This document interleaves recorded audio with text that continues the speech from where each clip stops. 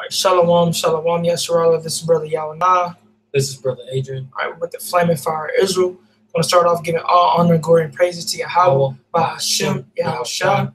All right, and we just started.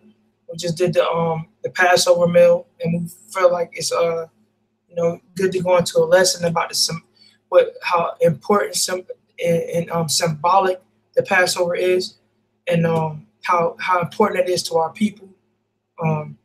We just finished the whole meal, the bitter herbs, the lamb, the unleavened bread.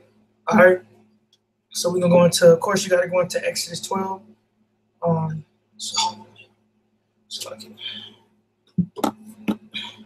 right. So we'll go to Exodus 12. All right. Give me 1 Corinthians chapter 5 verse 1. Actually, 2 Corinthians chapter 5 verse 1. All right. This is Exodus chapter 12 verse 1. And the Lord spake unto Moses and Aaron in the land of Egypt, saying, this month shall be unto you the beginning of months. Right? So this month is the beginning of months, which is a bib in the Hebrew. All right. It shall be the first month of the year to you. Speak ye unto all the congregation of Israel, saying, in the 10th day of this month they shall take to them every man a lamb, according to the house of their fathers, a lamb for an house, right? And that house is spiritual too, because our body is the house, right?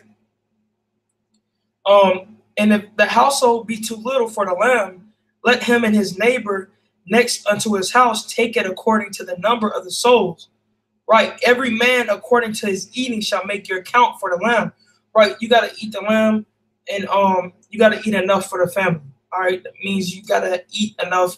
You got to have enough for your whole family, to feed your whole family, enough to feed everyone in your household. All right, and if if a household be too little for the lamb, you get another household, and y'all can come together and partake on the Passover. Verse 5: your lamb shall be without blemish, a male of the first year.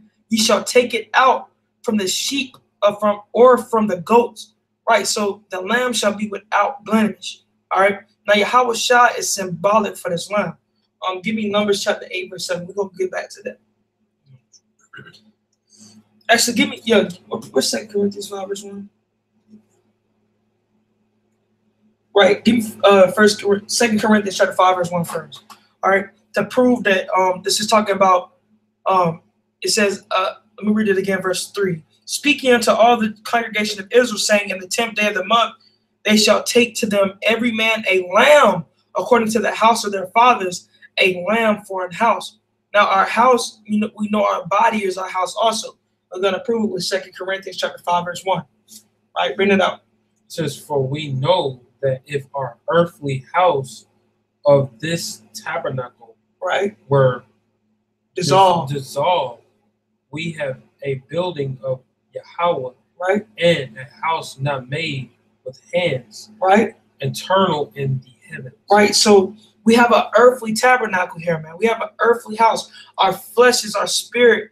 Our flesh holds our spirit in this world, man. All right. So while we on this earth, until Yahweh shall come back to the Israelites are redeemed, until we get the kingdom, we're gonna have a fleshly body. All right, until we die, or our spirit goes up to the spirit world. All right, so we're gonna get verse 4. Read it again. Give me Numbers 8 and 7. And if the household be too little for the lamb, let him his neighbor next unto his house take it according to the number of the souls. Every man according to his eating shall make your account for the lamb. Your lamb shall be without blemish, a male of the first year. Ye shall take it out from the sheep or from the goats. So get Numbers chapter 8, verse 7. Bring it up. All right, Numbers chapter 8, verse 7. Right. And thou shalt do unto them to cleanness them. Hold on, so like, oh yeah.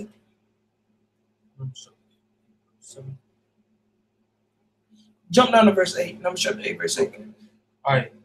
Numbers chapter 8, verse 8. Right. It says, then let them take a young bullock, right, with his meat offering, even fine flour mingled with oil, and another young bullock shall thou take for a sin offering. Right, can you read?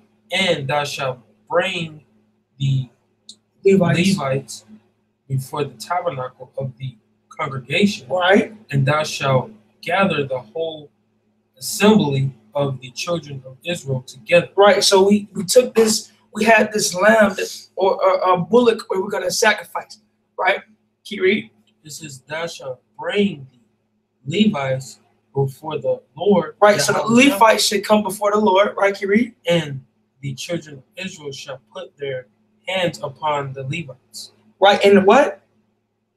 Read that again? It says, and the children of Israel shall put their hands upon the Levites. Right. So the children of Israel put their hands upon the Levites. Right? Can you read? It says, and Aaron shall offer the Levites before the Lord for an offering of the children of Israel. And it says that they may execute the servant of the Lord. Right. Can you read? And the Levites shall lay their hands upon the heads of the bullock. Right. So the Levites would lay their hands.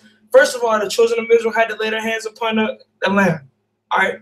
Then the children of Israel had to lay their hands upon the Levites. Then the Levites are going to lay their hands upon the sacrifice. Right? Can you read? It says, and thou shalt offer the one of a sin offering. For a sin offering. Can you read? And the other for a burning offering. For a burnt offering. Can you read? And to the Lord to make an atonement for the Levites. Right. And so basically, Israel, the children of Israel would lay their hand on Levites. The Levites would lay their hands on the sacrificial lamb, and then the lamb would be sacrificed. Now, this is symbolic for Yahushua because a lot of people don't know how Yahushua died. All right, get Matthew 26 and 67. All right, because Yahushua is symbolic for that lamb. Matthew 26 and 67.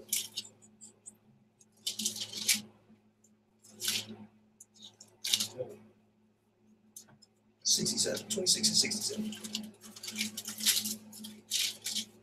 Right there. Okay. Matthew 26 and 67. Right. It says, then did they spit. Then did they spit in his face. Right. These Levites spit in the face, right? In the Lord's face, Yahushua's face. Right, can you read? And bluffered him. Oh, Salaki. Shalom, shalom, Malak, Judah. All right, can you read? And buffeted him. Right, so they spit in Yahushua's face and they buffeted him. Now, buffeting is like doing this to someone. All right, buffeting is laying hands. Can you read? And others smit him with the palms of their hands. Right, and others smote Yahushua with the palms of their hands. All right, so they was laying hands on Yahushua. The children of Israel laid their hands on the Levites, and the Levites laid their hands upon Yahushua because some of the Levites understood that Yahushua was the sacrifice for our sins. All right, right, verse 68. All right, verse 68, saying. Actually, we want 68. Okay. All right, give me I'm gonna go back to Exodus 12. Get 1 Corinthians 5 and 1. Go. All right. Your lamb shall be without blemish, a male of the first. Actually, don't, before you get 1 Corinthians, give me 1 Peter 1 and 19. All right. Your lamb shall be without blemish, a male of the first year. Ye shall take it out from the sheep or from the goats. Right? Give me 1 Peter 1 and 19. Yeah. Come on. 1 Peter 1 and 19. Right. Bring it up. It says, but with the precious blood of Yahushua, of Hamashiach. Right. But with the precious blood of Hamashiach, read them a little bit too. All right. But with the precious blood of Hamashiach, right, Yahushua, as of a lamb without blemish. Right. So Yahushua is the lamb without blemish. He is the sacrifice. All right. Which is why the Levites laid their hands upon Yahushua before he was sacrificed. Right, Kiri? And without spot. And without spot. He's that male. He was that male lamb without blemish, without spot. Right, Kiri? It says, who verily was for burning. That's a hard word. Foreordained. Right. Foreordained before the foundations of the world, but was manifest in these last times for you. Right, so he was manifest in these last times for us, man, to be a sacrifice for our sins. What we have? Verse 20. It was 21. Right, get 21. It says, who by him do believe in Yahweh, right, that raised him up from the dead, right, and the grave him. No, read it again. They gave him glory, right, and raised him up from the dead and gave him glory. Right, can you read? That your faith and hope may be in Yahweh. Right, that your faith and hope might be in the Lord, who sent his son down to die for our sins. All right. Now give me it's another precept I want. Give me John 1:29. All right. So Yahushua is symbolic for the lamb. That's why you have to take the Passover serious, man. That's why you got to be a partaker of these bitter herb, the unleavened bread, the lamb. All right. John 1:29. John 1:29. Oh, you was already on it. Oh, okay, fine. It says John 1:29. Right. The next day, John said, seeth Yahushua Mashiach coming unto him, and said, behold, the Lamb of Yahweh. Right, so he's the Lamb of the Lord, the Lamb of God. Right, Kiri? Which taketh away sin of the world. Which taketh away the sin of the world. Now, who is the world that Yahushua came to take the sin away of? You know Matthew 15:24. I am not sent but unto the lost sheep of the house of Israel.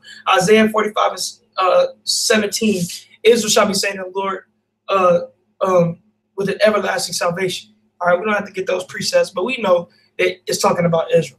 All right, the world of Israel. Now, I'm going to keep reading. Now that we got established that Yahushua, that lamb, he's symbolic for that lamb, we'll keep reading. Verse 6, and ye shall keep it until the 14th day of the same month, and the whole assembly of the congregation of Israel shall kill it in the evening. Right? And they shall take of the blood and strike it on the two side posts and on the upper doorposts of the houses wherein ye shall eat it. Right, so they had to cover their door with blood. Give me 1 Peter 1:1-2. All right. 1 Peter 1:1-2. Because you got a lot of people that be like, look, you gotta put blood on the front of your doorstep. You gotta do that too. Well, we ain't gotta do that. All right. Yahushua is that blood. Get first. What was that? 1 Peter. 1 Peter 1:1. Right. Well, actually, get 1 and 2. 1 and 2.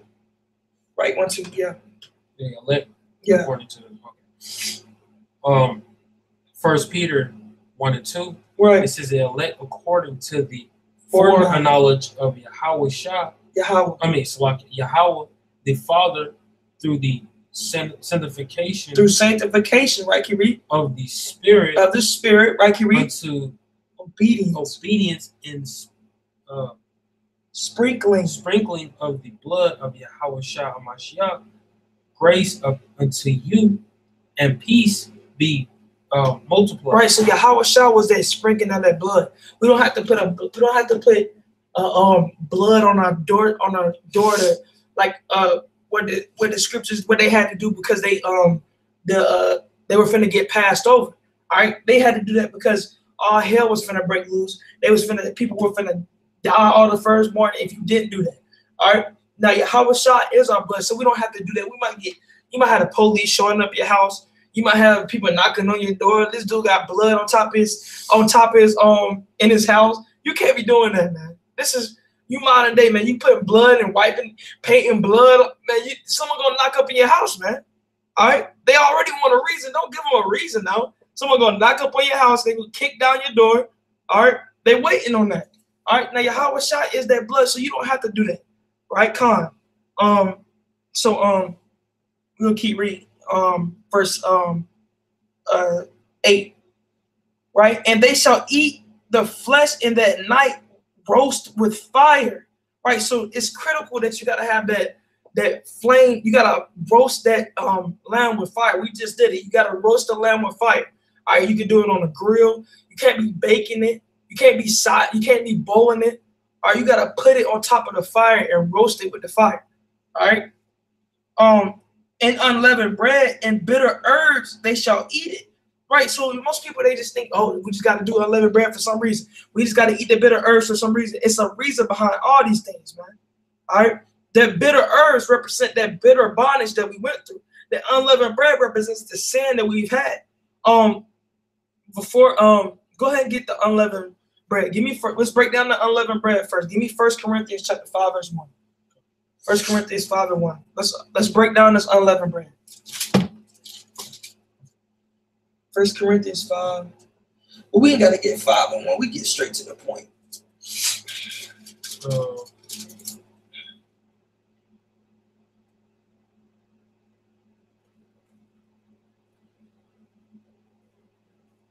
We'll go ahead and jump down to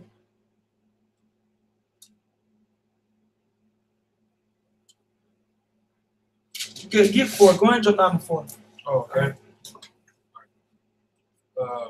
1 Corinthians 5 and 4. Bring it out. This is in the name of our Lord Yahweh Mashiach, when ye are gathered together, right, in my spirit, with the power of our Lord Yahweh Mashiach, right, read up a little bit, to deliver such an one unto the saint, unto Satan. Read it again. Unto Satan. Right. So we had deliverance. This is talking about a wicked person in the church. All right, a wicked doer in the church. Right. So you have to deliver such a man like that unto Satan. All right, and not to keep him in the church. All right. We just went down and past. You can read 1 through 3 to get that context. But we're trying to go ahead and we got a lot of precepts we're trying to bring out. All right. So can you read? For the destruction of the flesh. Right, for the destruction of the flesh, right? That the spirit may be saved in the day of the Lord Yahweh Mashiach. Right, that we might be saved in the day of Yahweh Shah. So you got to purge out that sin. You got some wicked doer in your camp. You got some wicked person that's trying to bring down the camp and they don't want to serve Yahweh Shah. They all in it for themselves. You got to get rid of them people, man. All right? You got to purge out that leaven, man. That's what you're going to get into. You got to get rid of this wickedness, especially when you're keeping Passover, man. All right? You got to purge out that leaven. Keep reading. It says, your glory is not good. Right? Now ye not. No, now ye not.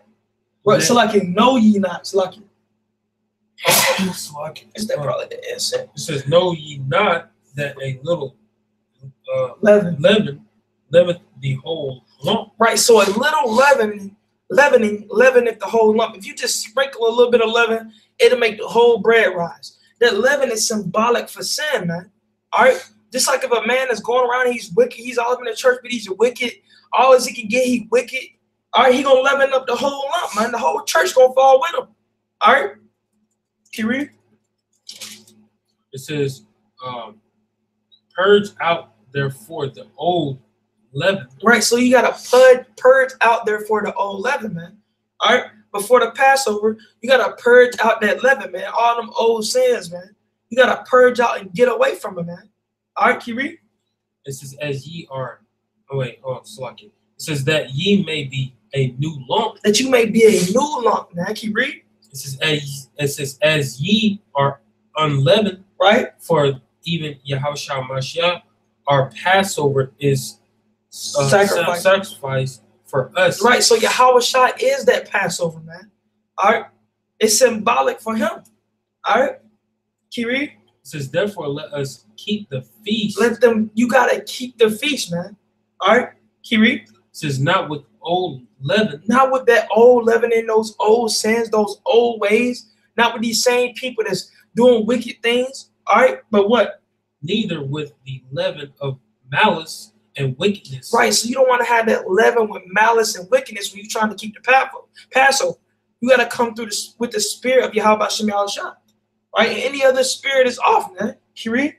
It says, but with the unleavened bread of sacrifice of sincerity and truth. Like sincerity and truth. Right. So now, but with the unleavened bread of sincerity and truth. All right. Kiri, I wrote unto you in a epistle, not to complete with company. Oh, sorry. Not with company. Not to company. Not to company with fornication. Fornicators. Right. So not to company with fornicators, man. Right. People in the world, people that's got spiritual fornications. If you you could be fornicating, you fornicating under the Lord because the Lord we're married unto Yahushua. If you going on these other doctrines, you serving anything else, you spiritually fornicating against the Lord. Right? Can you read? It says, ye not all together with the fornicators of this world. Right. Yet not all together with the fornicators of this world, right? Can you read? Or with the covetous of extortions, or with idolaters, right? For then must ye needs to go out of the world, right? Kiri? But now I have written unto you not to keep company. If any man that is called a brother to be a fornicator or covetousness or idolater, or a railer, or a drunkard, or a extortioner, with such an one, know not to eat. Right. So don't be eating with these sinful people, these wicked people in the world, man. All right. Don't be partaking in the Passover with your wicked grandma that's eating a whole bunch of sandwiches, and don't partake in the Passover with your brothers that's in the spirit. All right, in sincerity and truth. Right, Kiri? It says, for what I have to do to judge them also that are without. Right. It says, do not ye judge them that are within. Right. So if you're gonna judge the brothers that are without, these people out on when you out on the highways and byways, you gotta judge the people that's within too. All right. You gotta judge the people that's within your camp, man. Get them right. Get them on the right spirit. All right. Kiri? It says, but them that are without, Yahweh judges. Right. Therefore, put away from among yourselves that are wicked people. Wicked persons. Right. So put away from yourselves that wicked person, man. The leavening. You gotta put away that wicked person. You gotta put away the wicked people. All right. And you gotta also put away your wicked deeds, your sins, man. All right. Get your apocrypha. Get Sirach 13:1. All right. Sirach chapter 13, verse 1.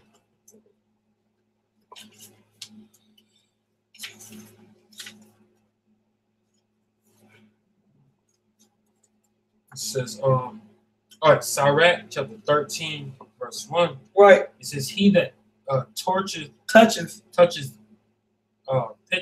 pitch shall be defiled therewith. Read that again from the top. He that pitcheth, he that toucheth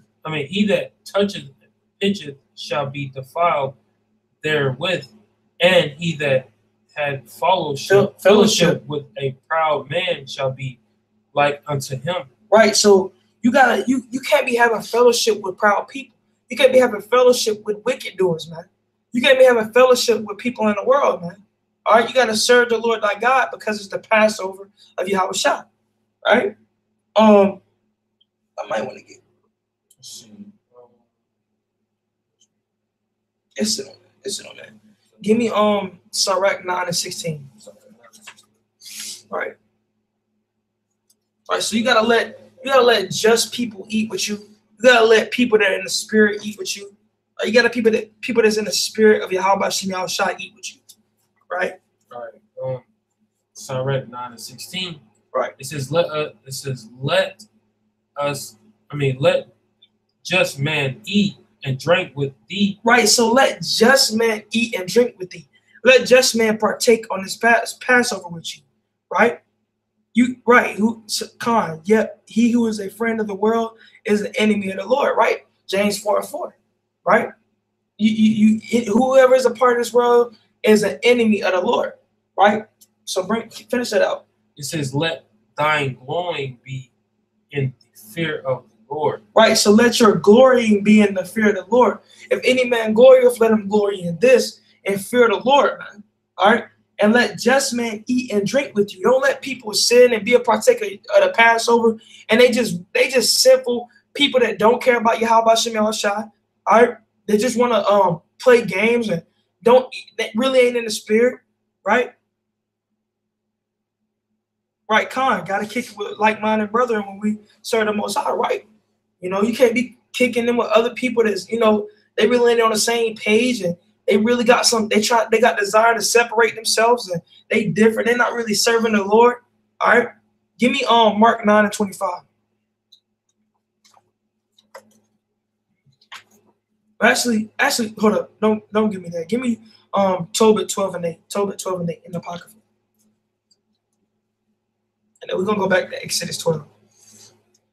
Tobit chapter 12, verse 8.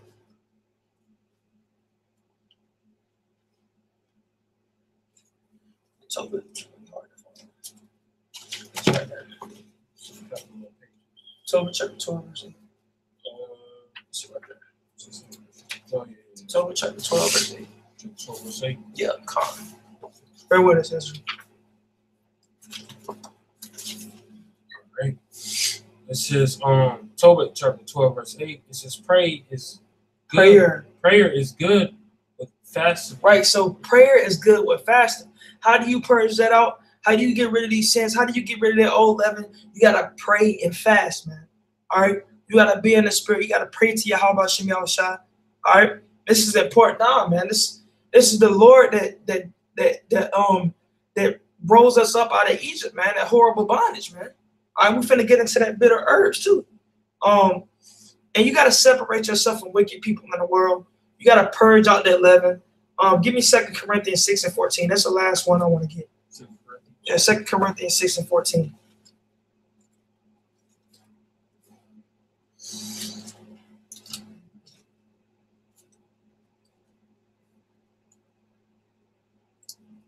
Second Corinthians 6:14.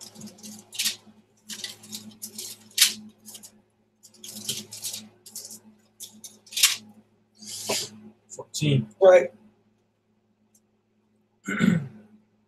It says, as in 2 Corinthians 6:14. Right. It says, be ye not unequally yoked together with unbelievers. Right. So like the brother was saying, Malak Judah, be not unequally yoked with unbelievers, man. People that really don't believe in Yahweh Shem Yahushua. People that really don't believe in the truth. All right. Don't be unequally yoked with them, especially during the Passover. The Lord says, if you be among the undiscreet to observe the time.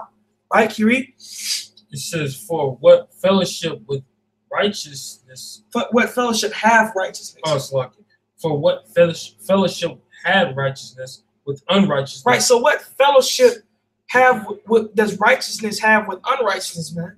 And that's how you get when you get into this truth, man. You can't really get around brothers, man, that you used to hang out with. You can't get around. It's nothing really for you to talk about things when you with people that's in the world and still got the same mindset, because you're on a whole different frequency than them, man. You moving in the spirit of the Lord and they moving in their own spirit, man. All right. Can you read? It says, and what communion has light with darkness. And what communion have light with darkness? All right. What communion have someone that's keeping the light with someone that's in darkness, man? All right. And we know what the light is. Get Proverbs 6:23. All right. Proverbs 6:23. All right.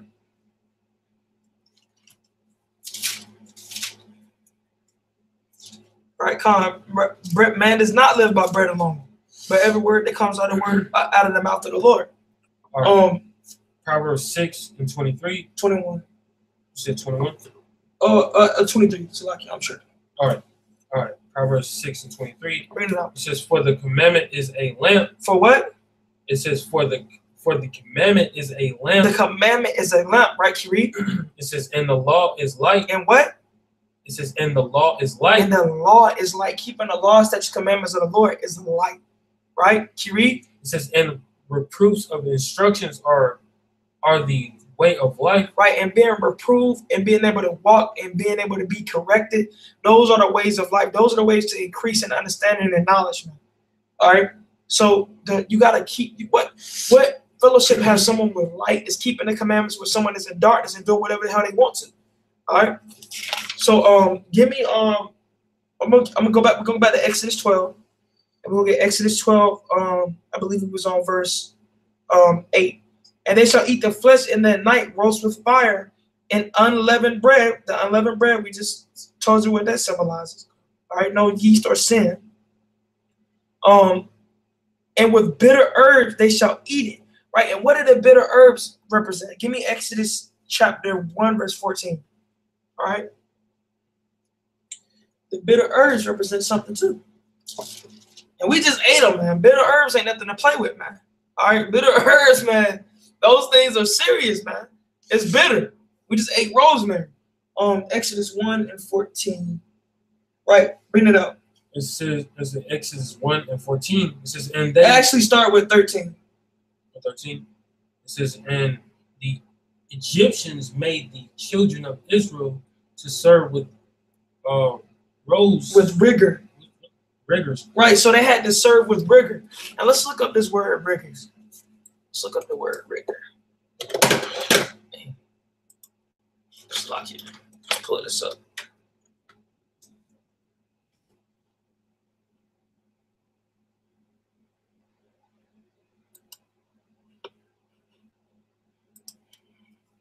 Just lock it. So let me get this.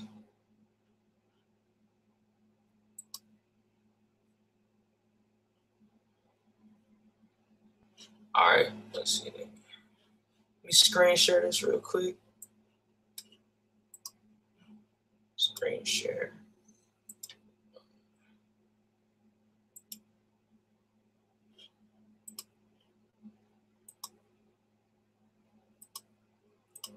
All right, so this is what rigor means. All right, it means split up. It means strictness.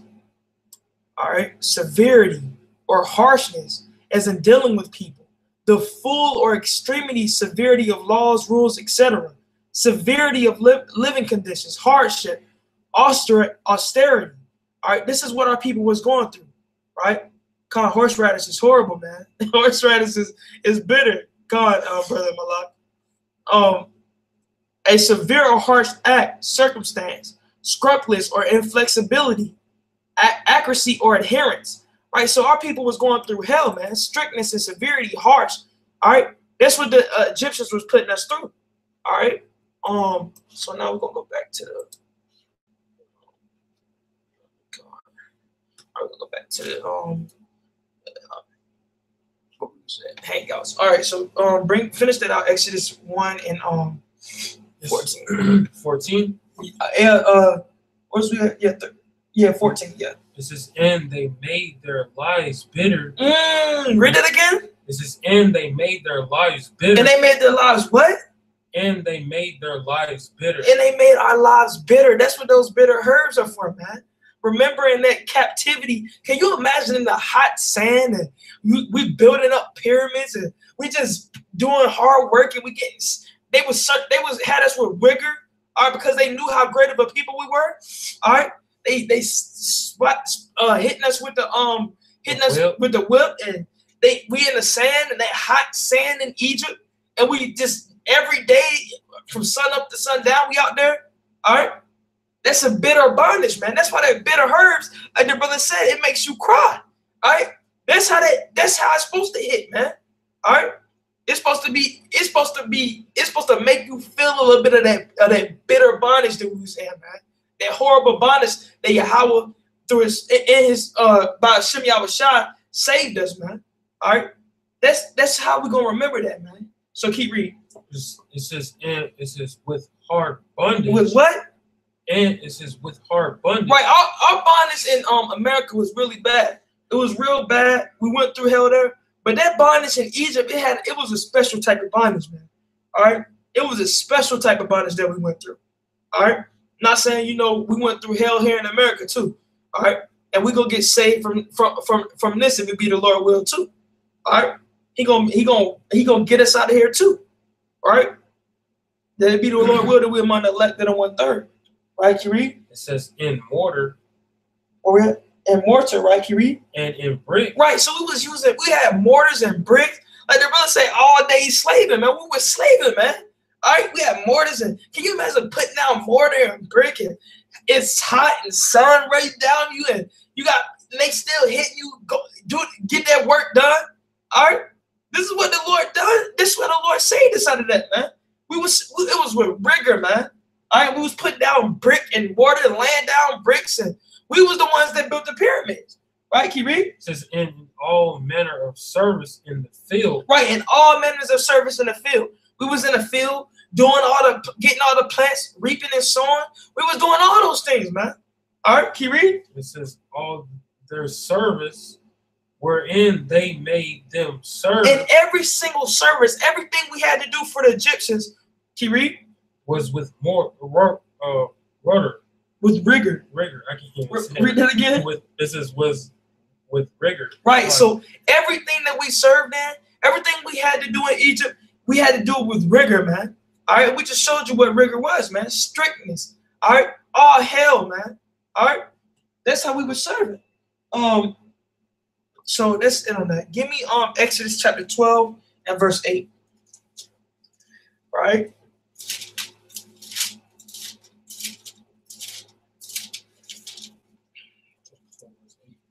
Yeah, come on.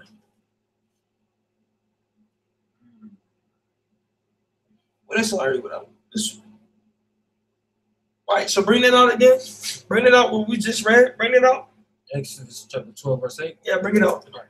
Exodus chapter 12, verse 8. Right. It says, and they shall eat the flesh in that night, roast with fire. With what? Roast with fire. Can you read? And unleavened bread, and with bitter herbs. Right, with that bitter herbs, man. That's what we get in that bitter herbs because of the bitter bondage we had. That bitter captivity, man. Our whole lives was bitter, man. All right? But the Lord built them up just so he can show his strength, just like he's building up this land of America, just so he can show his strength of how great he is, man. And you read about that in Romans 9. You read about that multiple times throughout the scriptures, man. All right? So we're gonna go back to Exodus 12. I'm gonna go off where we was just reading. Exodus chapter 12, verse 9. Eat not of it raw, nor sodden it at all with water, but roast with fire. Right. So it's important for you not to eat this meat raw, for you not to eat this lamb raw. All right. For you not to not to put it in water and boil it. All right. You might have some people. I don't know why they would do that. But you got some people that might think, look, we put it in water, we'll boil the lamb. All right, no, you got to roast it with fire because that fire represents what Yahweh Shah went through, man. That crucifixion, being betrayed by his people, that cup of destruction and death and betrayal that the Lord had to sip of, man. All right. Eat not of it raw, nor sodden it all with water, but roast with fire, his head with his legs and with the pertinence thereof. Right. And ye shall let nothing of it remain until the morning, and that which remaineth of it until the morning ye shall burn with fire. Right, so you gotta burn the rest of it with fire. If you have leftovers, you can't take a quick snack. You can't take a you know how Jake is. They want to get they want to take a to-go plate. Let me get a plate, and they want to leave it in the refrigerator. No, that's Yahweh Shah's body, man. You can't put no hot sauce on it, and you you add to Yahweh Shah, man. Put some hot sauce on it, and salt and pepper. No, all right. You can't do that, man. You add to Yahweh Shah, man. All right. And everything that remains, you got to burn with fire. We just did that. Everything that remained from the Passover, we already don't put it in the fire. All the fat that was left over, all the things that was left over from the Passover, we went in and put it in the fire. All right, and burn it. All right. Verse 11, and thus shall ye eat it with your loins girded, your shoes on your feet, and your staff in your hand, and ye shall eat it in haste. It is the Lord's Passover, so we shall eat it in haste. We had to eat it fast, man. That's what we just did. We ate it fast, man. And it was hard eating them bitter herbs and that lamb and that unleavened bread, man. It's hard eating that meal, man. You get a real taste of that captivity, man. All right. So, you know, you got to eat it fast with your loins girded, man, because you got to think about it. We was just about to get delivered, man. All right. We was eating that meal fast, man. They was just finna get delivered. We was just finna get delivered out of this captivity. They knew what was coming to pass, how the Lord was going to put all the firstborn to death. All right. They ate that meal with fast, man. They had to get up and go the next day, man. All right. So you had to eat it quickly. That's what haste means. Verse 12, for I will pass through the land of Egypt this night and will smite all the firstborn of Egypt, both man and beast, and against all the gods of Egypt I will execute judgment. I am the Lord. Those gods are their false gods, man. All the things these Egyptians live in. And you got a lot of brothers, they in that Egyptology and they in all that. The Lord's going to destroy all that again, man. All right? And the blood shall be to you for a token. And the blood shall be to you for a token upon the houses where you are. And when I see the blood, I will pass over you, and the plague shall not be upon you to destroy you. And that's real spiritual too, man. If you move in and you got the blood of Yahushua, you in the spirit of Yahweh Shem Yahushua, are you believing his son Yahushua, man? You look, the Lord passing over you, man. You got a lawyer for your sins, man. You got someone that's gonna be there for you, and is look, he's doing good, and he's did this. We got a mediator. All right, Hamashiach is our mediator, man. All right.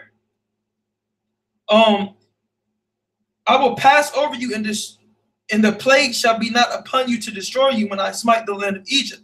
And this day shall be unto you for a memorial, and ye shall keep it a feast to the Lord throughout your generations, right? You shall keep it a feast by an ordinance forever. So you got to keep this feast forever. Give me Ezekiel chapter 25, verse 21. So that kills all these Christians, and they keep Easter, and they keeping all these Christmas days, and they say, oh, you ain't got to do that Passover no more. Christ came for that. The Lord, we're going to be keeping it forever. The children of Israel shall keep it forever.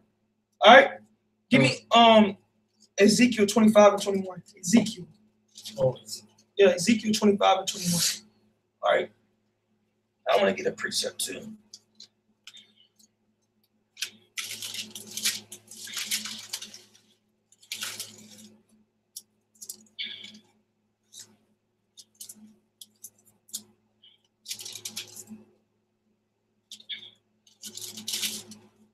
Are you there?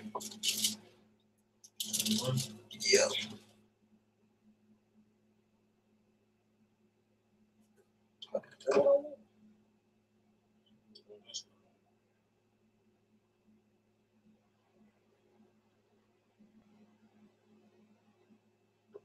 That's Exodus, Ezekiel 25 and 21. That's why. Yeah, Exodus. Ezekiel 25 and 21.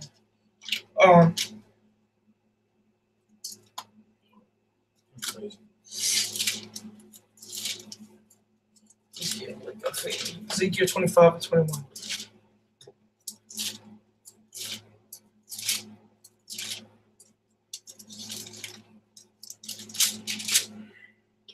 Right? Yeah, Ezekiel 25 and 21.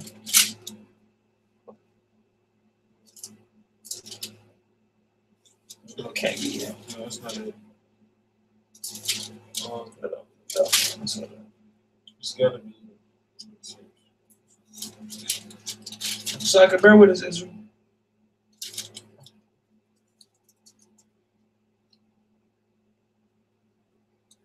It's crazy. This one. I can't. Well, I guess I had to. We'll just get it. But the precept is that we're gonna keep the Passover in heaven, all right, in the kingdom.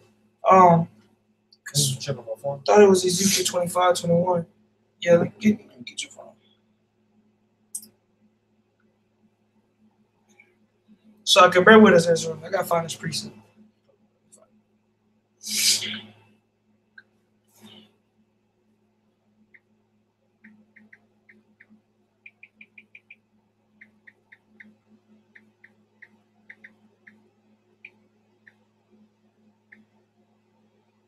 like it.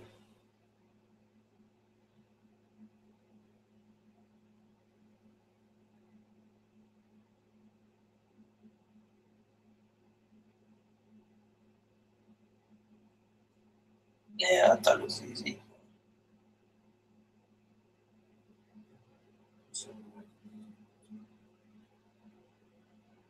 Zechariah. It was Zechariah, but that's not what I wanted. We'll get Zechariah 14 and 16. And it shall come to pass that everyone that is left of the nations which came against Jerusalem shall go up from year to year to worship the King, the Lord of hosts, and to keep the Feast of Tabernacles. So they're going to be keeping all the feasts when they come down to the kingdom. All right. These other nations, they're going to be forced to keep the feast. They're going to be forced to keep the commandments of the Lord. Right. So we got to keep the feast. Nahum 1 and 15. Behold, upon the mountains the feet of him that bringeth good tidings and publish with peace. O Judah, keep thy solemn feast. Perform thy vows, for the wicked shall no more pass through thee. He is utterly cut off. Right. So we're going to keep our solemn feast forever. There's some precept in Ezekiel I wanted to get, but I'll eventually find it. I'll probably post it in the comment board. But the feast is gonna be forever. All right, we're gonna be keeping these forever. All right. So we're gonna read Exodus 12. Finish this out. I believe it was at verse 15. 7 days shall ye eat unleavened bread. Even the first day ye shall put away leaven out of your houses. Right. So 7 days you're going to eat unleavened bread, and you got to get all the leaven out your houses, all the things with yeast out your house. We've already done that. And for 7 days after this, we're going every day for 7 days we're going to eat unleavened bread. All right, with every meal that we eat. All right. For whosoever eateth leavened bread from the first day until the 7th day, that soul shall be cut off from Israel. Right. And the first day there shall be an holy convocation, which really is a Sabbath, right? And in the 7th day there shall be an holy convocations to you, right? Another Sabbath. No manner of work shall be done in them, save that which every man must eat, that only may be done of you, right? So only work that may get to be done is if it's about the Passover. If you get things ready for the Passover, all right? That's the only work that can be done, all right? And ye shall observe the feast of unleavened bread. For in this self same day have I brought your armies out of the land of Egypt. Right, we was moving in armies, man. All right, formations. Therefore shall ye observe the day in your generations by an ordinance forever. All right, even without the precept in Ezekiel, we're gonna observe this forever. All right, and ye verse 18. And the first month on the 14th day of the month of even, ye shall eat unleavened bread until the 21st day of the month of even. 7 days shall there be no leaven found in your houses, for whosoever eateth that which is leavened, even that soul shall be cut off from the congregation of Israel, right? Whether he be a stranger or born in the land, right? Ye shall eat nothing leavened, in all your habitation shall ye eat unleavened bread. So wherever you at, you're gonna eat unleavened bread. Right, Con. Yeah, they sneak leaven in all type of things, fried chicken, little Debbie cakes, cereals. They got them in that. We just went through the whole thing. You got to look at everything, man. Don't leave no stone unturned. Make sure you got no leaven. Look under your couches, and we had to clean out and stuff, crumbs, and we had to get down, man. Clean up. Got your woman clean up your house. We had to make sure we got it. But you can't be over righteous, but to an extent, but you got to get what we can get. Then Moses called for all the elders of Israel and said unto them, draw out and take you a lamb according to your families and kill the Passover. And ye shall take a bunch of hyssop and dip it in the blood that is in the basin, and strike the lintel and the 2 side posts with the blood that is in the basin. And none of you shall go out at the door of his house until the morning.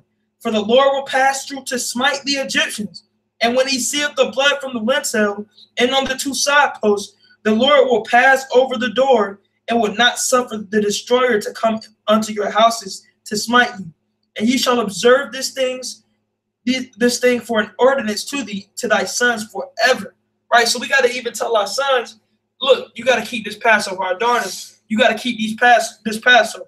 And it shall come to pass when your children shall say unto you, what mean you by this service? Right? So the Lord said, When your children even ask you, what is this thing we doing? Why do we eat lamb and eat these bitter herbs and these and unleavened bread? Why do we do this? You got to be able to explain this to your children, this is how you know it's going to be forever. All right? That ye shall say, it is the sacrifice of the Lord's Passover, who passed over the houses of the children of Israel in Egypt when he smote the Egyptians and delivered our houses. And the people bowed their head and worshiped. And the children of Israel went away and did as the Lord had commanded Moses and Aaron, so did they.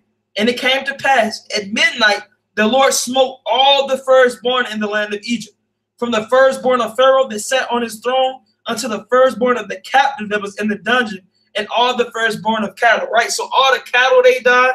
All right, there was no respect of person. The Pharaoh, his firstborn died, and the man that was a slave that was in the prison, his firstborn died.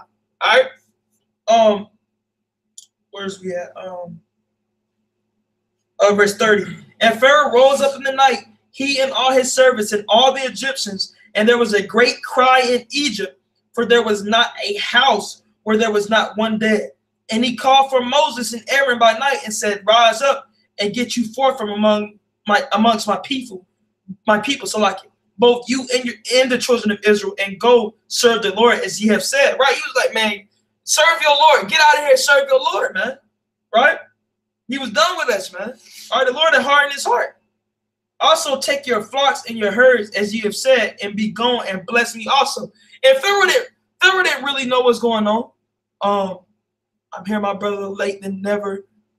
LOL. Angela, how you doing, Sister Angela? Shalom, shalom. Shalom. All right. So we're gonna keep reading. We'll read verse 32 again.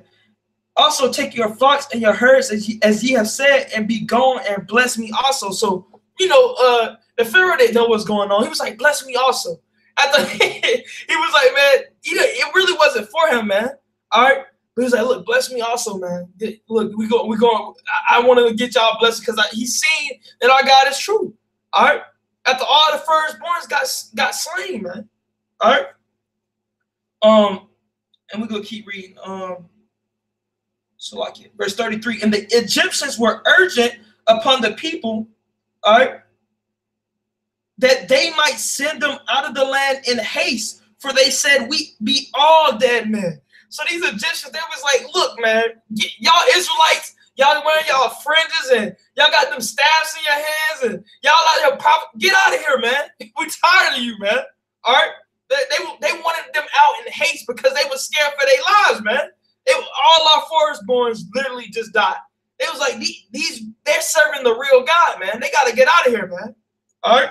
So they was wanting us to get out in haste, man, fast. All right. Because they thought they'd all be dead, right? Get out of here, come, brother.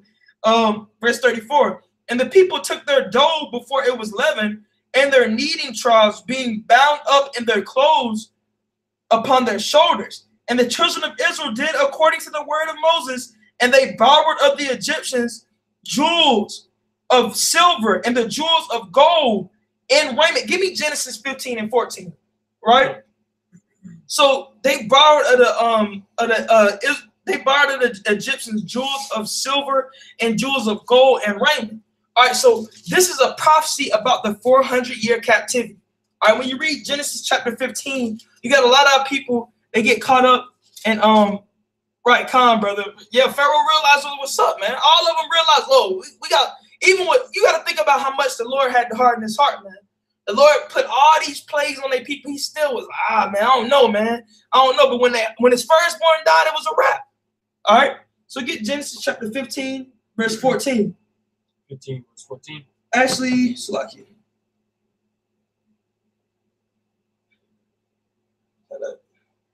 Get started 13. Yeah, 15 and 13. Right. And a lot of people, they take this and they say, look, we're getting out of here this year.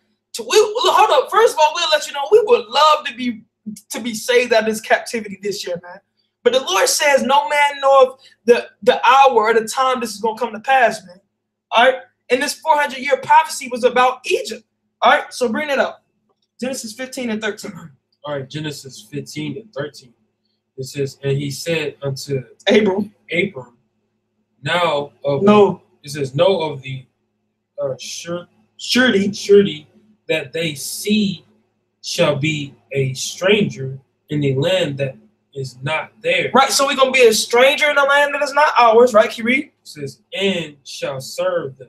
And we're going to serve these people, right, Kiri? And they shall afflict them for 100 years. Right, and we're going to be afflicted for 400 years. Now, a lot of people that hear that, look, that's this captivity. Remember, they'll go 1619. This year's 2019. They matching up the dates and they going through their books and they trying to find something that's not there. And we finna prove it. It's the Egyptian captivity.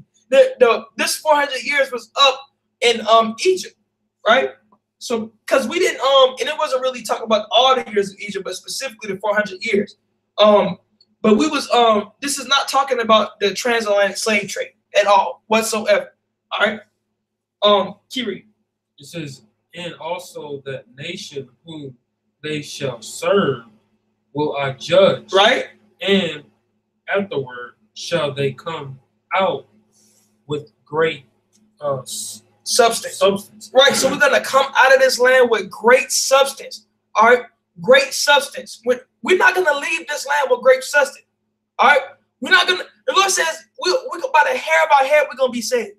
All right. The righteous are gonna scarcely be saved. You're not gonna be, they want to take their Tahoe with them and they riding in it and they thinking they gonna get beamed up with their cars and they gonna get beamed up with their house and things like that. No, you're not leaving this land with great substance. All right. Because of this, and this is talking about in Exodus, because we're gonna prove it. It said great substance. Now let's go back and read what we was reading. That was Exodus chapter 12, verse 35. And the children of Israel did according to the word of Moses, and they borrowed of the Egyptians jewels of silver and jewels of gold and raiment. Right? So that's the great substance that we left out after 400 years of captivity in Egypt. All right. That's not talking about the transatlantic slave trade. And the people that really use that and say 1619, now it's 2019, we'll get beamed up. They don't know the scriptures because they would have known that we leave them with great substance. They don't read the end of the scriptures. All right. So look, I would love to be delivered in 2019. But 1619, when you really do the research, our slavery didn't even start in 1619. All right. Our slavery started 100, some cases 200 years before that. All right. So you got to add that. If you're going to do that, you got to add those years in there too. All right. So we're going to go off where we left off. I just want to get on that point real quick. All right. At verse 36. And the Lord gave the people favor in the sight of the Egyptians, so that they lent unto them such things as they required, and they spoiled the Egyptians. Right. The Egyptians, they gave whatever they had, man. Right. Right. Con, brother. The slave trade began way before 1619, and Con sister, that is the truth. Get Exodus 30. Get Ezekiel 39:8. Ezekiel 39:8. So it came way before our slavery. This slavery came way before. It's been way over 400 years. All right, and way before 1619. All right, and anyone that's really in the scriptures, you're gonna know that's not talking about that, man. All right. Why would the Lord say you're not going to know the time nor the hour, nor even Yahweh Shah doesn't know the time? All right, but look, if you can do this calculation. They sound like the 2012 theories, man. They sound like the people that said the world was going to end in 2012, man.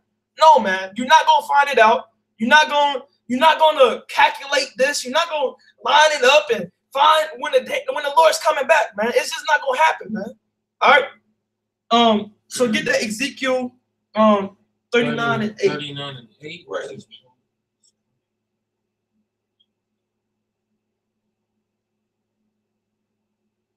Is that what I want?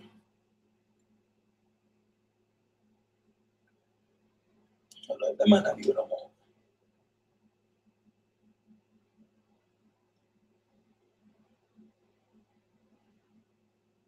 So like, bear with us, Israel.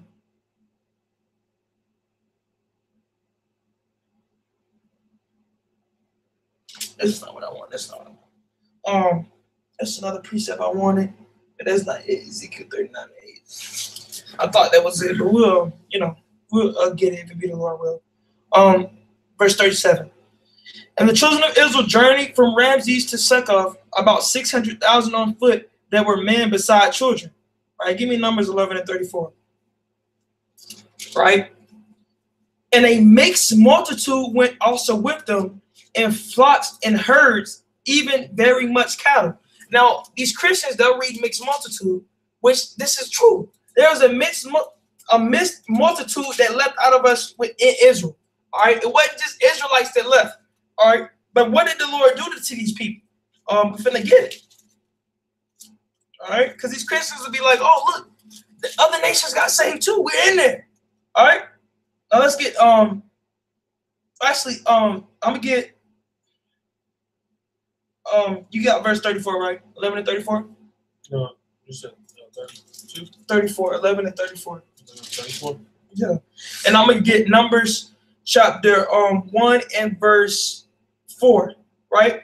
These mixed multitude, these other nations that weren't Israelites, they didn't make it through the wilderness.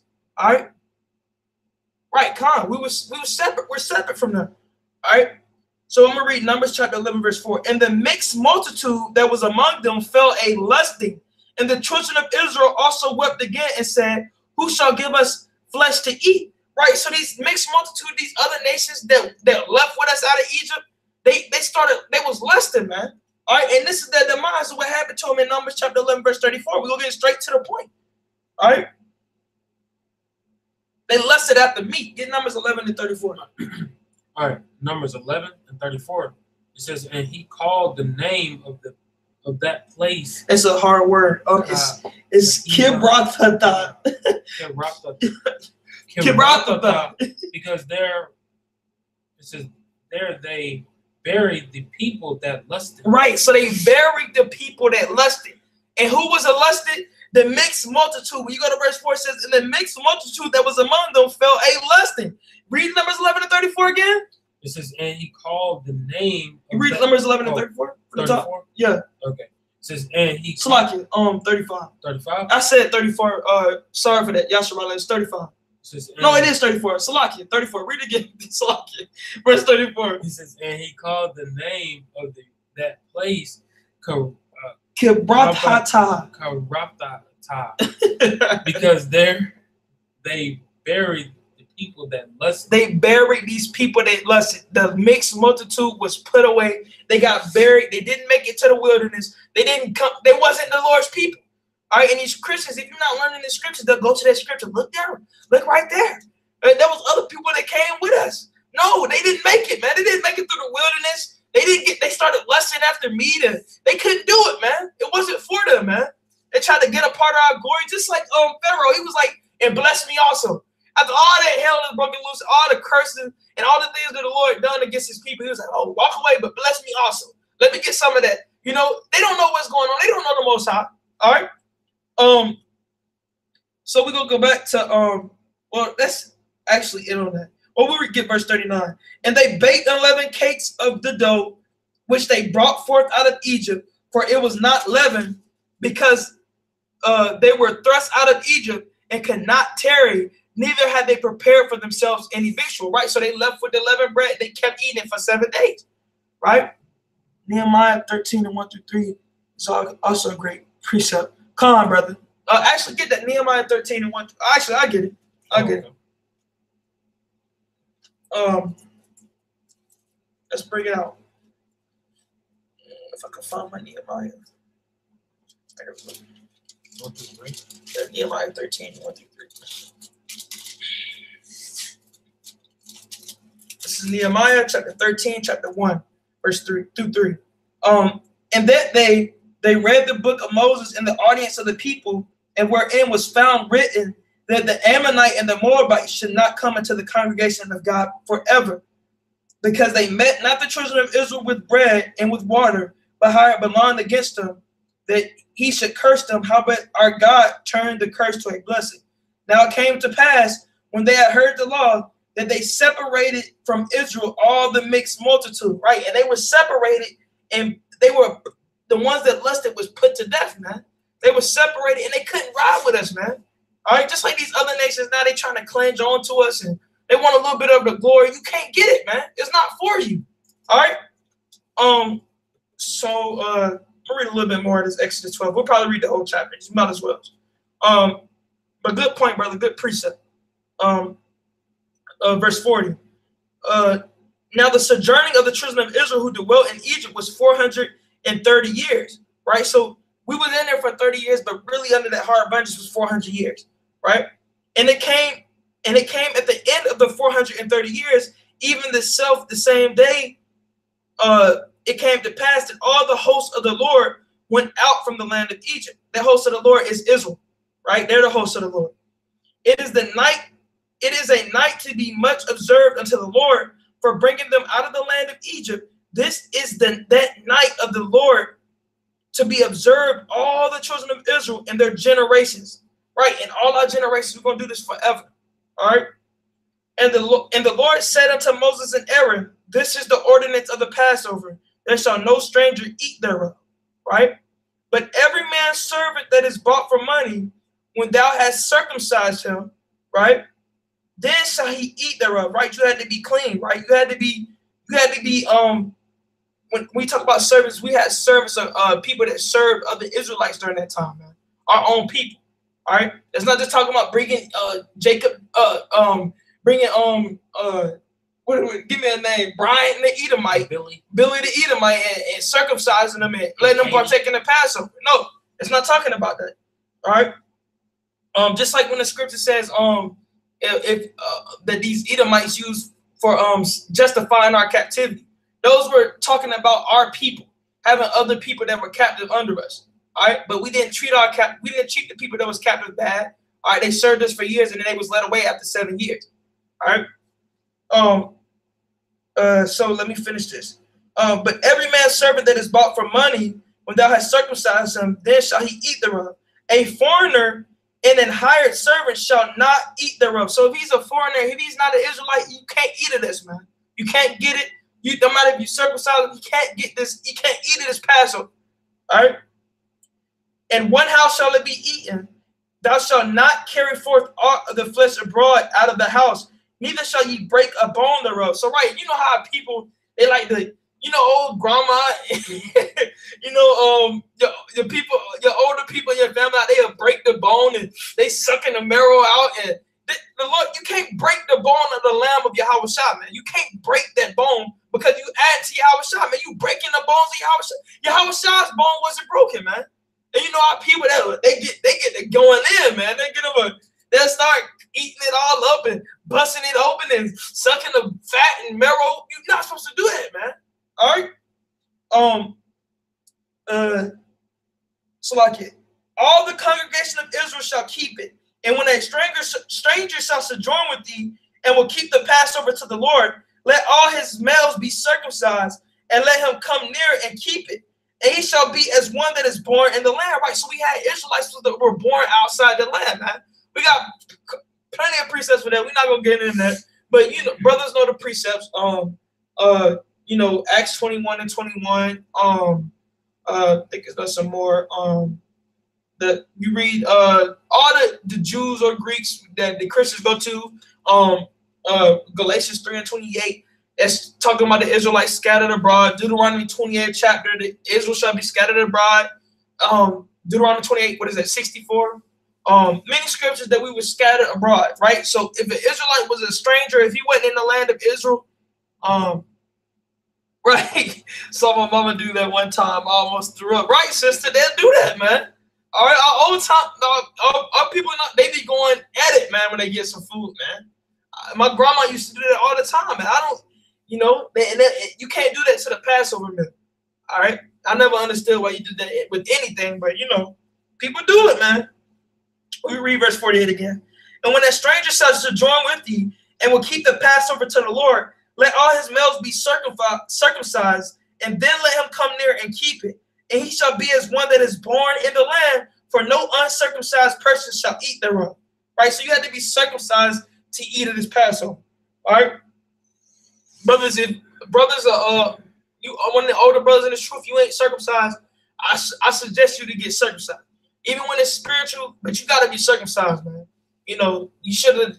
Most people are circumcised anyway, unless you got some weird off thing where you want to circumcise. I don't know or you had to be born there, but you didn't get circumcised. But most people got to be circumcised, especially on the 8th day with our people. If you have a son, you need to be circumcised on the 8th day according to the scriptures. All right. Verse 49. One law shall be to him that is homeborn, and unto the strangers that sojourneth among you. Thus did all the children of Israel, as the Lord commanded Moses and Aaron, so did they.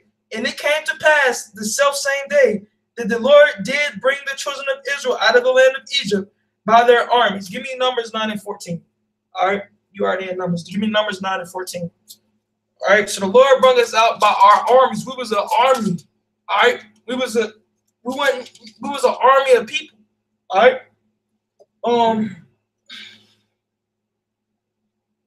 Yeah, that gives a better explanation. Get Numbers 9 and 14. All right, Numbers 9 and 14. Right. It says, and if a stranger shall sojourn among you. Right. If a stranger shall sojourn among you, right? And will keep the Passover. Right. And a lot of people, they don't understand. We had strangers of the southern kingdom, but the strangers a lot in the scriptures are talking about the split. We was split. The northern kingdom and the southern kingdom was split, and the northern kingdom went big into idolatry. And Israel, Judah fell to that idolatry also, all right, in time. But Judah stuck with the laws and commandments, and Judah encompasses Levi, Judah, and Benjamin. I mean, Salakia. Yeah, that's what Levi, Judah, and Benjamin. All right, the first 3 tribes encompasses Judah, and the rest is known as the Israel, or the northern kingdom. All right. So finish that up. Until the Yahweh Shah Mashiach. Where we at?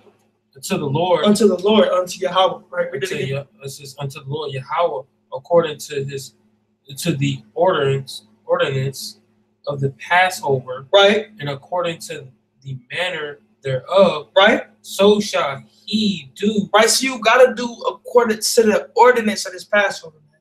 You got to move. You can't just be doing your own thing. You can't be winging it.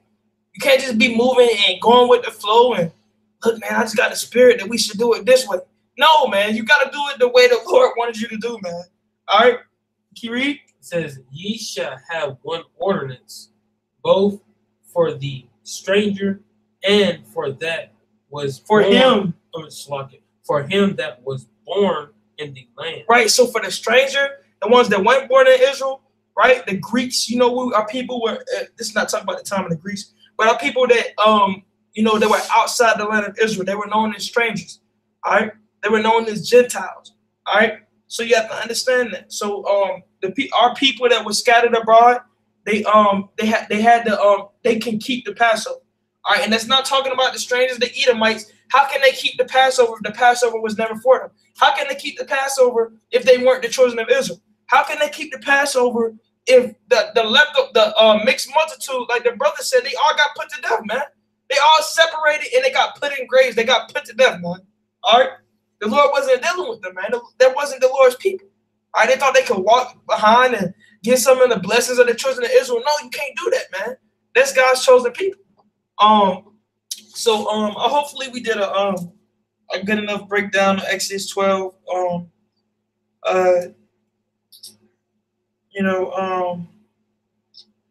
There's more precepts we can bring out, but hold up. Actually, I go to Exodus chapter 13, verse 18. But Yahweh led the people about through the way of the wilderness of the Red Sea, and the children of Israel went up harnessed out of the land of Egypt. Give me 1 Corinthians 10 and 2. And Moses took the bones of Joseph with him, for he had straitly sworn the children of Israel, saying, God will surely visit you, and he shall carry up my bones away hence with you. Right? So we can read. And they took their journey from Succoth and encamped in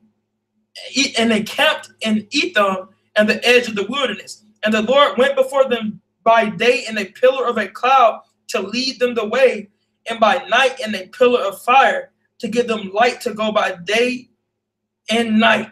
Right? So the Lord did all these things for us, man. Right? The cloud was constantly looking over us, man. All right? Which is the chariot, which the world knows as UFOs. Right? So-called UFOs. He took not away the pillar of the cloud by day, nor the pillar of fire by night. from before the people. That's the Lord had love for his people. All right. He was watching over his people. Now give me 1 Corinthians chapter 10 and verse 2. Right. And this is for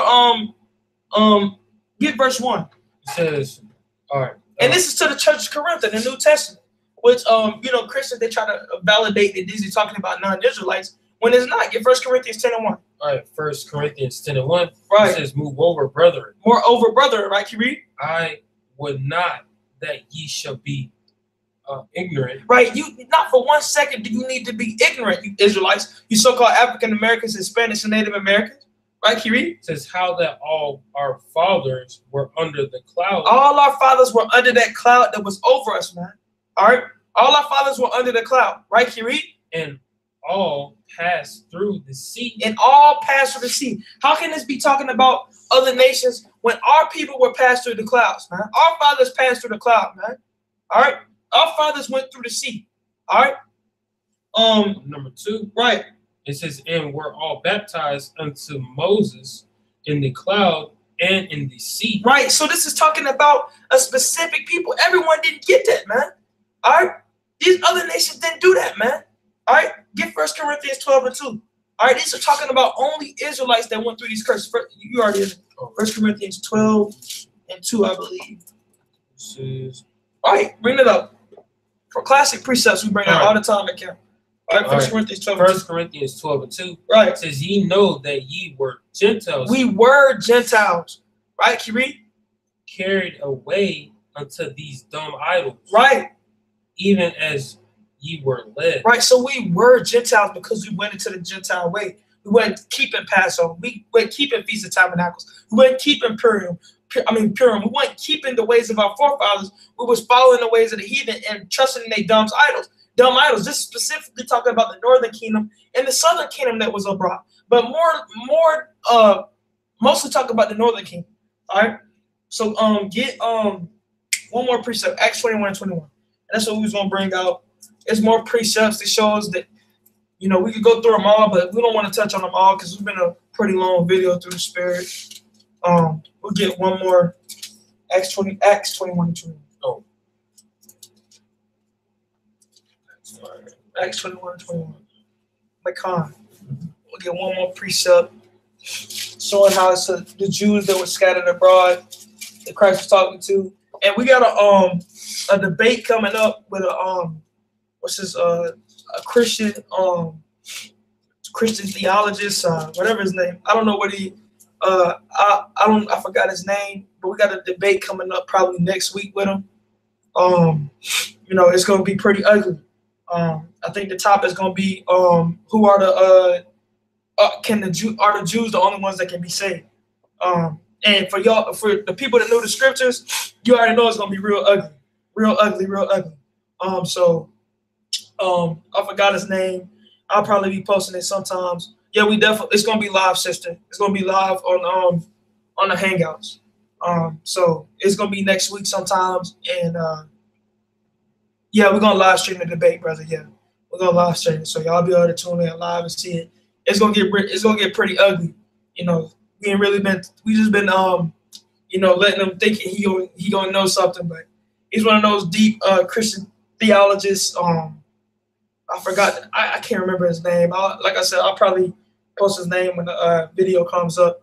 But I forgot his name. But he's he's deep in the theology, and he's a Presbyterian or something like that. He says he's ready to go, man. So we're gonna see. It's gonna be our first debate on the channel. We debate all the time in the streets, but it's gonna be the first debate on the channel going live, and we're gonna try to do something more like that every once in a while. If it be the Lord's will. So just to showing our belief in this truth. But it'll be sometime next week. I'll definitely let brothers and sisters know because it'll be more videos coming. But get that Acts 21 and 21 and we'll close out. Acts 21 and 21. Right. It says, and they are informed of thee that thou teachest all the Jews which are among the Gentiles. Right. So we got to teach all the Jews that are among the Gentiles, man. You got to teach all the Jews that are among the Gentiles about Passover. Brother, Alak Judah, the topic is going to be like, are the Jews the only ones that could be saved? That's what I'm leaning towards, and I think that's probably what we're going to do it on. Can anyone else be saved? But and you probably know, brother, that's going to be an easy topic. That's going to be a landslide. Why he wants to debate me in that, I don't know. But we're going to see, we're going to put it, we got varieties of precepts to I don't know how he's going to get around that. But he's going to have to deal with it, and he's going to realize everything he believes in is a lie. And salvation is only for the Israelites of the Bible, the so-called African American, Hispanic, and Native American men and women. So finish it out. Was that it on that? Which are among the Gentiles. Right. So the Jews which are among the Gentiles, right? Can you read? To forsake Moses, saying that they ought not to circumcise their children, neither to walk after their the customs. Right. So our people, they were taught in these other lands in Greece, and when we were under these different nations' rule, they was taught not to be circumcised. You read First Maccabees, we couldn't even say ourselves to be a Jew, or they would put us to death. All right, we couldn't even act like a Jew, right? So it was many things we had to go through as a people. So they didn't want us to circumcise, or did they want us to go after the customs like keeping Passover, keeping all these things? That's why we got to do it now, while we can do this, man. Lord willing, we get beamed up on these chariots soon, man. If you be the Lord willing, we're among the elect in the 1/3, man. Lord willing, all these things, and the Lord finds us favor in His sight. Good salvation of the Jews. Come on, brother. If you refuse this Yahweh's word, it's because there's no light in him, and there's no light in him, man. He's a pure Edomite, pure Edomite. So he gonna have to get cut up. It's gonna be a real sad sight. I feel bad for Billy. Right. It's gonna be, he not even. He thinks he's ready too. He thinks he got his notes taken, and I already know the precepts. I already know where he's gonna go to. The same thing all these other Christians go to. But we're gonna break that down through the Spirit. But hopefully, brothers and sisters was edified. Like I said, Passover was today. Feast of Unleavened Bread, 7 days. Brothers and sisters might have celebrated on different days. Some brothers celebrate on different days. And you can't give me Colossians 2:16. One last scripture. And you can't judge brothers because they keep Passover on a different day than you. Oh, he's Esau. He's gonna learn in that day. Come on, yeah, brother. He's Esau. He's a straight Edomite. Get Colossians 2:16. 2:16. Right. 16. Right. Bring it out. It says. Oh, okay. Right. So how we got different Passovers. People keep Passovers different times. People have Sabbaths of different times. You can't get on brothers for that. Some brothers already celebrated their Passover. Some brothers haven't celebrated their Passover yet. All right. As long as they keep it by these ordinances, you can't get on the brothers for that. And I see some camps trying to get on the brothers. You're not keeping it the right time, and you're not doing it exactly how we want it. Man. Look, it clears it up right here. Colossians 2:16. Read it out. Colossians 2:16. Right. It says, "Let no man therefore judge you in meat, right, or in drink, right, or in respect of an holy day, right, or respect of a holy day." No one can judge you for the respect of a holy day, right? Can you read? Or of the new moon, right? Or some people think the new moon is the full moon is the new moon. You can't get on them for that. All right, can you read? Or of the Sabbath days. Or of the Sabbath days. And that goes to the people that getting on people. Oh, you're not keeping the Sabbath right. You keep it Friday, sundown, Saturday, sundown. Oh, you're not keeping it right. You keep the lunar Sabbath. You can't get on our brothers and sisters for that, man.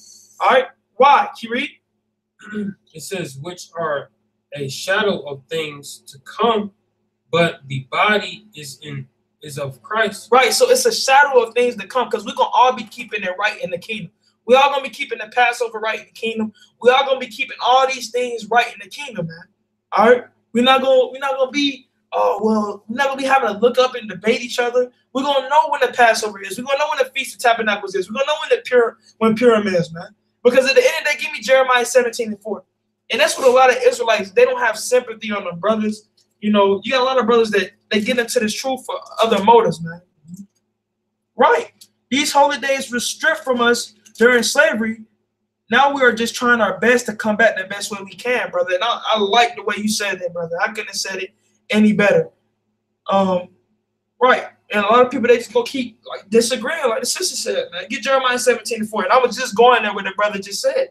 Jeremiah 17:4. All right. Jeremiah 17:4. It says, and thou even thyself, right, shall discontinue from thine heritage. We're gonna discontinue from our heritage, man. We don't know, brothers, you don't know what is the right one, what is the wrong one. All you can do is keep it to the best of your ability right now, man. Like the brother said, it was stripped from us, man. And we just trying our best to do the will of the Lord, man. All right? You got a lot of brothers, they don't have sympathy. You know, you got a lot of modern day Pharisees, man. And Paul was talking to these Pharisees in Colossians 2:16, man. It was a bunch of wicked Jews that, look, y'all ain't keeping them on the right days. And Paul was like, look, you can't do that to brothers, man. Brothers get built up in the spirit and you tell them it's the wrong day, you're going to be destroyed. These brothers, they don't be deep in the scripture with that, man. Because they don't understand it's more than that, man. It's about trying and faith and and having faith in the Lord to keep his commandments and have faith in the Lord to try and put before yourself your first foot, man. All right, going hard, man. All right, finish it out. It says that I gave thee. Right, that the Lord gave us like Passovers. We're going to discontinue from the heritage that we was given, like Passover, Feast of Tabernacle. All right. Other brothers debate on when the New Year's is, man. All right. Can you read? It says, and I will cause thee to serve thy enemies in the land which thou knowest not. Right. How we gonna remember? We were serving our enemies like the brother just brought out. We were serving our enemies in a land which we know it's not, man. We was how do you expect our people don't know what's going on? How do you expect our mother and our father to teach us when exactly these days were, when they eating chitlins and they going out and celebrating Easter coming up and they going and get Christmas presents and they don't know about the Lord. They've been destroyed for lack of knowledge, man. All right. How was we supposed to get that knowledge passed down? The Lord says we're going to discontinue from our heritage. And for any brother that really tell you that this is 100%, they know for a fact, you got to, of course, act and have the faith like it's 100%. But for you to be able to get on brothers and tell them, look, you going off and you going wrong, you don't know the Bible. You don't know what the Lord's talking about. You don't know what the Lord said specifically, man. You can't be getting on the brothers and crushing brothers' spirit when they just came in the truth and you tell them that's wrong and you better keep it my way or you're going to be destroyed, man. You might get destroyed. We might get destroyed, man. Brothers, they're not moving humble in this truth, man. All right? They're not moving humbly. They're not coming like the Lord would want them to come, man. They want to think they know everything. They want to be right. They want to be right on everything, man. All right? We don't have all the answers. We'll tell you that now. Never once will we tell you we got all the answers. All right? What I do got is the answers from the Lord that the Lord has given me light to. All right? I'm never going to want to sit up and we know everything. All right? We know every single thing that's going on. You would be a liar, man. All right? The Lord even tells you some knowledge is only for man to know. It's only knowledge for you to know, man. All right? Not everything is good for every man, man. And you know, a lot of brothers, it's out of desire to separate themselves. And the scriptures speak about that, man. Brothers really want to just decide to separate themselves and be different. And they'll learn after you take notes and do all these things, and they just do something different. They want to separate from you. I don't agree with you on that. I don't agree with you on that. I'm going to start up my own camp. Look, you know, brothers just want to separate. The scriptures say they have desire to separate themselves and to be different, man. All right? Right. You don't know what the Lord got for us, sister. You know what I'm saying? Brothers, they really, a lot of brothers in Israel claiming they righteous. You know, they showing up for the Passover and showing up for a lot of things, but they not serving the Lord in truth and sincerity, man. All right? They're not really coming in that. They're not being meek. Moses was one of the meekest people on the earth, man. All right, and how close was Moses to the Lord? How close was Moses to the Lord? Moses, who else has been like Moses in the scriptures, man? All right, and why was Moses chosen? Because he was the meekest of the earth, man. He was lowly, he was meek. Moses cried in love for his people, man. He went, y'all niggas get put to death. No, he wasn't doing that, man. All right, that's not having love for your brother. And a lot of people, they don't understand what love is, man. You know, I got love for you. I'm just correct. They don't understand what love is. Love is strong dislike. You got the strong dislike for your brothers. You hating your brother. Right, we came out of this captivity today are still proving that we are still rebellious as hell. Right, brother? We still rebellious, man. We still the same rebellious people. We still those same people that want to, you know, like think about like the scriptures talk about we had all these miracles done for us. Imagine getting the Red Sea part from us, man, and going through it. And imagine bread coming down from the angel's bread and we eating it. And we still rebelled against the Lord, man. Now we don't even got no signs. You already know how people are. Now we ain't got we in a time of faith right now. We ain't got the Red Sea parting. All right. We ain't got Yahweh walking around here healing people. All right. So this is even the prophets talking about it was gonna come a time where people they weren't gonna have any signs, but yet they were gonna believe in Yahweh. They weren't gonna be having Yahweh walking and raising people of the dead and things like that. I think I've heard it all right now, arguing, fussing, and fighting the same way, right? Like the sisters are saying, we down there deserve another 400 years, right? Con, right? You know, and brothers, you know, after all the stuff we've been through, you know, our people, they still, you know, you got a lot of brothers in the truth that just got fringes on, man. It's not, you know, they in it for something else. They in it for ulterior motives. They really don't love their people. They only love people in their account. What did Paul say? Paul said, my heart and desires for all Israel is that they might be saved, man. What was Paul like? Oh man, only my camp can get saved. Only the people that's messing with me that I only want them to. You got some camps that say that, man. If you're not under, I'm gonna go ahead and say if you ISUPK, they say if you're not under General Yohana, if you're not under us, then you're not of the Lord. You're not of the truth. That's some bold statements, man. That's some real bold statements, man. Right, that's not being meek at all, man. That's not being lowly. That's being very prideful, man. All right, that's being very prideful, man. So you know, even it's stories about Yahweh of people that was in different camps and was casting out names and in Yahweh's name, and the brothers came to him was like, he doesn't come with us, so we told him to stop. And Yahweh was like, don't. He that is not with us, he is not against us, is with us, man. Right? Yep. ISUPK. IUIC, you right, you know, and look, they make some very bold statements, man, and they got and what we was just talking about, leaven, all right, they got a lot of leavening in their churches, man. They got a lot of yeast in there, man. All right, they got a bunch of people that nothing's gonna change unless you move those people out of power, man. All right, you know, you gotta look, you know, brothers ain't moved. Look, that's what I really look down. You know, if you're not being meek and lowly, I can't deal with you, man. All right, I read these scriptures. You're not going to pull nothing on me. You're not going to throw a curveball at me. And they'll come with the truth. They'll break down Deuteronomy 28th chapter, and that it sounds good and everything sounds good, but then boom, they'll throw a curveball at you. Oh, well, you know, you can only deal with us and don't deal with those other camps, and you can't pull up and teach with them. And I don't have brothers. I don't really went to camp with other camps, and they was like, you're not a part of our camp. You can't teach. I was like, what? And I ain't gonna say no names on that because I still got respect for those brothers. But you know, it's, you know, brothers was Yahweh like, oh, you gotta, you tell that to Yahweh, man, you're not a part of our camp, Yahweh. You can't tell. Come on, man, it's ridiculous, man. All right, you know, a lot of brothers, they still moving in that prideful spirit. They still moving with that spirit in the world, and they have fully been converted in their minds, man. We have brothers come to our camp trying to start something. Right. It's, you know, in the truth, you know, it just be that way sometimes, man. You know, but we show nothing but love to brothers, man. We can't wait to get delivered out of this kingdom. And you know what I'm saying, if it be the Lord's will. And we just celebrate the Passover. We want to try to keep things positive.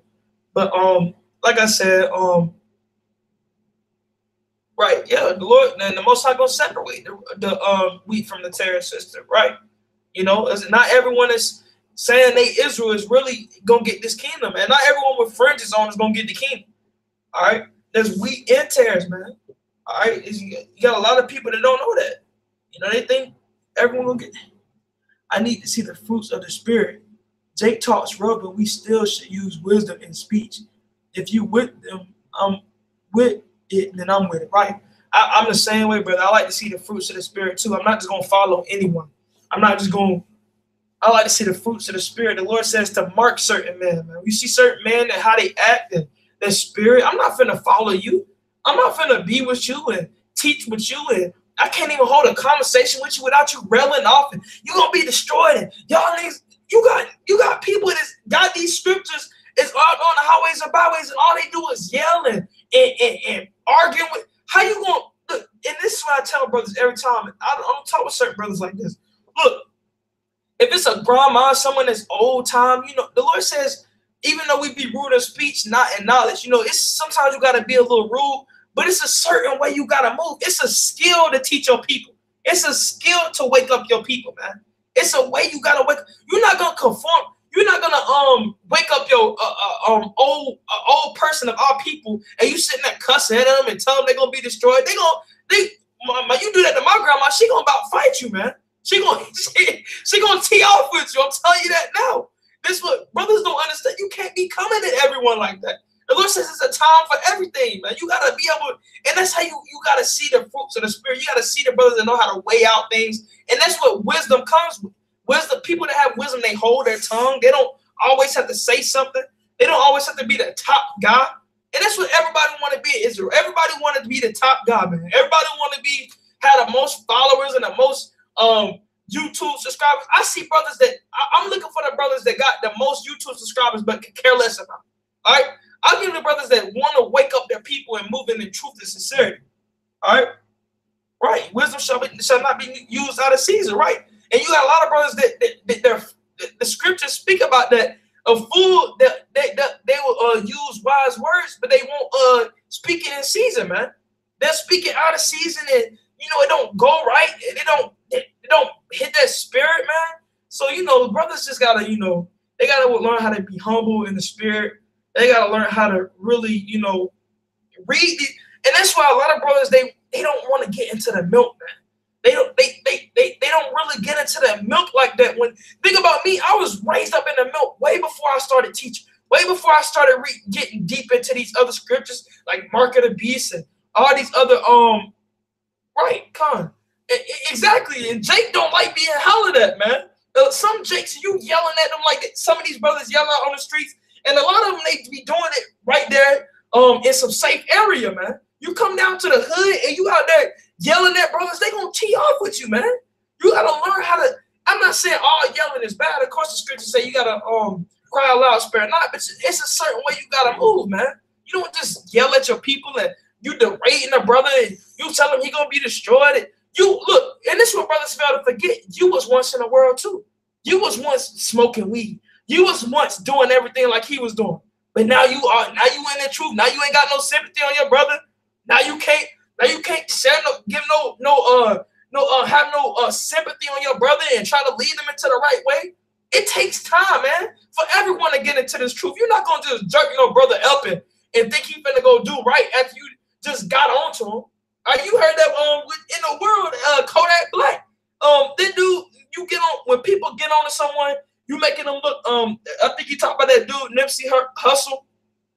Look. You get on to someone that T.I., you get on to someone and you making fun of him in front of the world and you talking bad about him, he not going to listen to you, man. He not going to take heed to what you saying, man. And you sitting there talking junk to him, man. He not hearing nothing you got to say. So it's a way to move, man. You're not going to have people just listen to you if you're not saying it right and if you're not moving the right way, man. Right, and that nigga spirit is real. It's a real spirit, man. It's a real spirit in Israel, man. And our people, they got a break from that spirit, man. It's still, some brothers still in the truth, and they still got a little bit of it, man. That's what, right, and that's what fasting and praying come for, man. You got to get that spirit off you, man. A lot of people, like I said, they got that spirit that's still in the world, like intentionally or unintentionally. Some brothers got it unintentionally. So, you just got to break off from it and, fast and pray, man. Even we ain't perfect either. We ain't perfect either. Brothers have slip-ups. Brothers have to correct themselves. Brothers have to be meek and lowly, man. That's what this truth is all about, man. He that abideth in him, this 1 John, he that abideth in him ought himself to walk even as he walked. You got to walk like Christ walked, man. You got to walk like these prophets walk, man. All right? A lot of these brothers that get this truth, and like I said, they don't go into the milk. They want to jump straight into the mark of the beast breakdown. They want to jump straight into these deep breakdowns in Daniel and Ezekiel and Jeremiah and Zechariah, and they want to go into these deep breakdowns, and they ain't been built up in the milk yet. And that's when you get these nigga spirits in Israel that just want to come at you and you ain't got the right doctrine, and because they not really in the spirit, man. They not really understanding the knowledge and really getting that milk and sucking from the mother's breast, man. They want to get the wine, and you can't give a baby wine. Like the script states, bro, let no man accuse you of your speech, right? And like you said, you can't give no baby wine. You can't give no baby no strong meat. The baby got to be raised up on milk, man. The Lord says we got to come as little children, man. So the baby got to be raised up on that good milk. You can't just give a baby a piece of steak and let him try to make him eat. A baby gonna choke to death on a piece of steak. You can't give no baby no wine because he ain't grown enough to drink no wine, man. All right? So you got to grow in the spirit. It's a time for everything, man. You know, brothers, they get into this, they get in the spirit, they zealous in this truth when you first hear this knowledge. And you got a lot of brothers, they just can't get enough of it, man. All right? So, Con, we want to just talk to brothers and sisters for a while, but finna close out the video through the spirit. Hopefully brothers and sisters was edified. Want to end off giving all honor, glory, and praises to Yahweh by Shem Yahweh Shah. Like I said, brothers and sisters, stay tuned for the debate coming up next week. We're gonna have videos posting all week through the spirit. But like I said, all praise to Yahweh by Shem Yahweh Shah. Shalom Yasharala. Shalom, brother Malak Judah. Shalom, brother daughter of Yah, Angela. I appreciate it, brother. It's all praises, all glory, and honor given to Yahweh Shem Yahweh Shah. So shalom, brothers and sisters, and peace be unto you, and happy Passover. All right. Kwame Yashua.